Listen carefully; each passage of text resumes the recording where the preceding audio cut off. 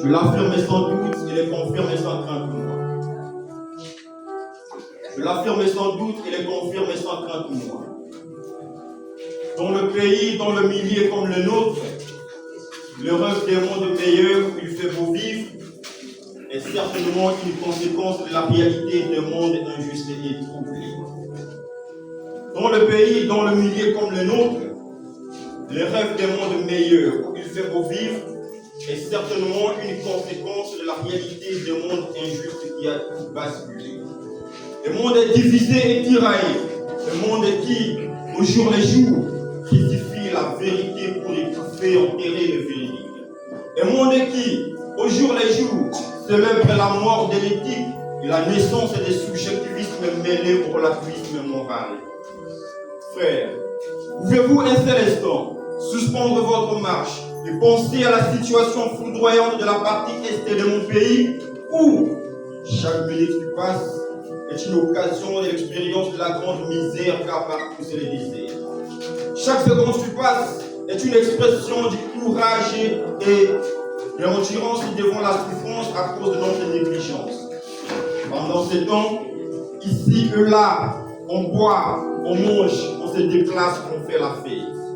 Je sais frère, je sais que certains esprits ne sont pas disposés à écouter le slam de la libération, mais je vous prie de passer mes propos au crible de la raison. Je vous prie de juger mes propos avec sagesse, car je suis en train de blâmer votre conscience pour essayer de stimuler, réveiller et éveiller votre conscience.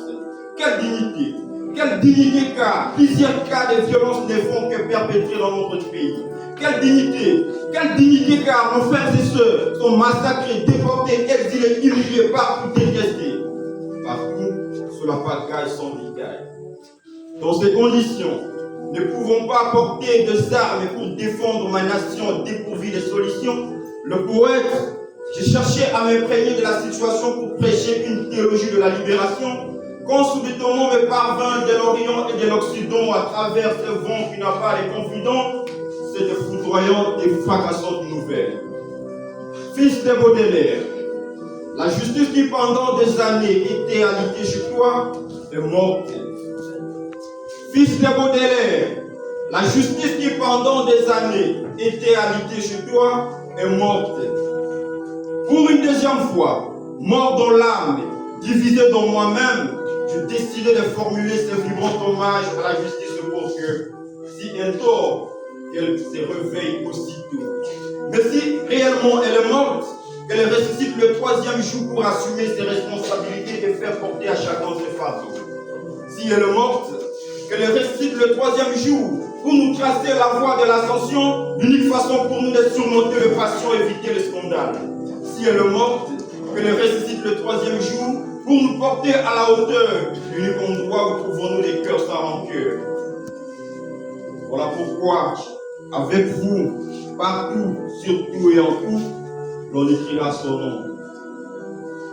La justice, sur les armes des guerriers, sur les ailes des bombardiers, sur les casques des militaires et tenus des officiers, j'écris ton nom. Sur les pancartes, les affiches de la cité, sur les sentiers de la société et sur tout le mur des universités, j'écris ton nom.